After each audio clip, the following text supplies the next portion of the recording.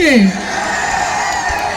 কারা কারা ভাবছিল যে শেরওয়ান ভাইকে হারানো যে এটা কারা?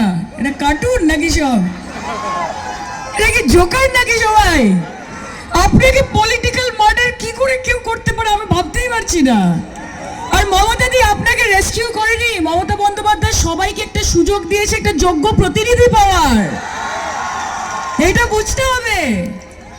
মমতা ব্যানার্জি জানে যে কার মধ্যে কত দম আছে। মমতা ব্যানার্জি জানে যে প্রকৃত অর্থে সেবা করার জন্য কে মানুষের পাশে থাকবে।